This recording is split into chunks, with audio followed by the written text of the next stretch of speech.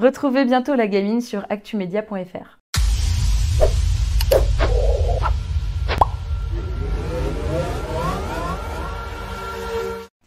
Alors La Gamine, c'est un projet de chanson française que j'ai créé en 2017 en arrivant à Lyon.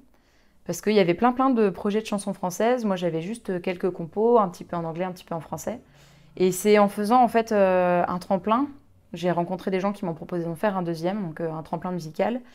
Et là, je me suis vraiment orientée sur la chanson en français, sur l'écriture en français. Et c'est comme ça qu'est né le projet. La Gamine. Bah, du coup, je trouve que j'ai choisi ce nom-là en fait. Je pense que j'ai un petit peu pensé quand même à la môme Piaf, le surnom d'Edith Piaf, mais aussi parce que ça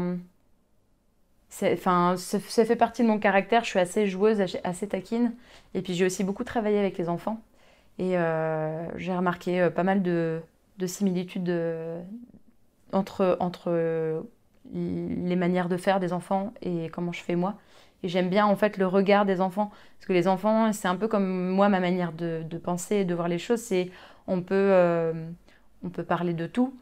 Les enfants parlent de tout, disent tout en fait. Et moi j'aime bien aussi ce côté-là. Et ils sont un peu taquins. Et puis il y a aussi le côté où parfois un enfant il peut surprendre par un décalage en fait entre son jeune âge et une question hyper profonde qu'il va poser. Donc La Gamine, ça englobe un petit peu tout ça.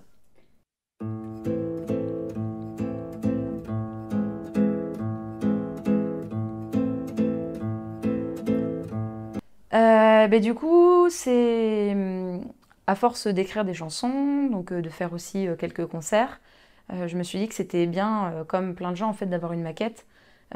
Sauf que c'est passé de maquette à EP directement, parce que maquette, il y a un côté un peu plus démo, en fait, enfin démo. Euh, bon, en gros, c'est comme un album. J'ai voulu un truc un peu plus travaillé qu'une maquette toute simple. J'ai voulu faire ça en studio et, et voilà. Et puis du coup, j'ai rencontré un guitariste qui m'a fait les parties de guitare et c'est né comme ça. Alors, enfin, il y a deux manières de faire. Des fois, il y a une mélodie qui vient et des fois, c'est le texte qui vient en premier ou un thème. Et quand les deux en fait viennent ensemble, c'est là que la chanson fonctionne. Quand j'ai une idée et la mélodie, et là, ça déroule tout seul en fait, et la chanson, elle peut s'écrire super rapidement. Et souvent, c'est comme ça que les chansons après elles viennent. Après, je reviens dessus pour réajuster quelques mots, des petites choses, mais souvent, ouais. Souvent, les chansons que je garde, c'est celles où il y a la mélodie qui est venue comme ça avec un thème et ça c'est parti tout seul.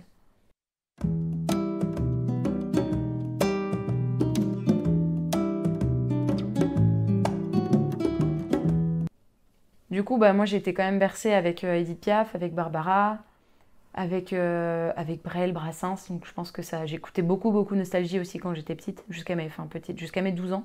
Donc je pense que ça a quand même pas mal orienté un peu aussi mes influences. Mon père écoutait aussi de la folk.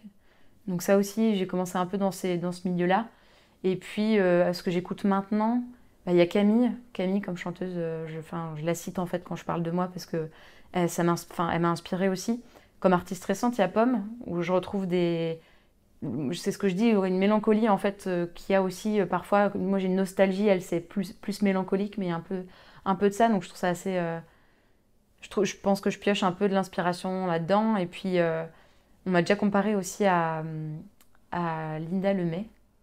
Et c'est vrai que bah, je la connaissais pas, j'ai écouté après et il y a des trucs, il y a des similitudes un peu entre les deux aussi.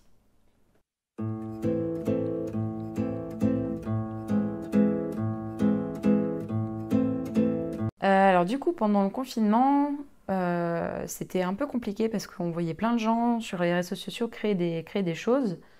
Donc au début, j'ai voulu faire pareil, j'ai fait plein de trucs, j'ai fait plein d'enregistrements chez moi en home studio, j'ai fait quelques vidéos, j'ai sorti une playlist sur ma chaîne YouTube qui s'appelle Home Session. Donc c'est tout ce que j'ai fait pendant le confinement. 3 que j'ai faites toute seule et une que j'ai faite avec mes frères. Et après, j'ai quand même posé un peu parce que enfin, j'ai ralenti le rythme et j'ai construit aussi ce que j'allais faire, ce que je vais faire là pour la suite, les projets qui vont venir.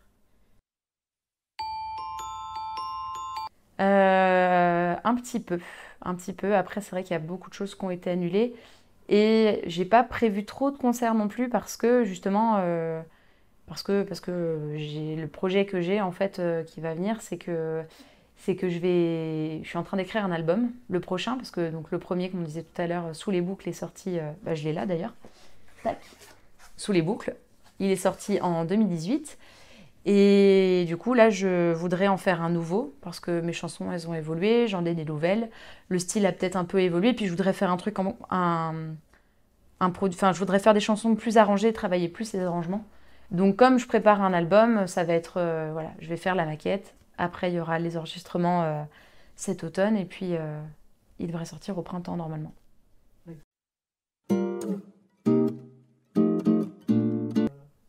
La date exacte, je ne l'ai pas encore. Ce sera au printemps.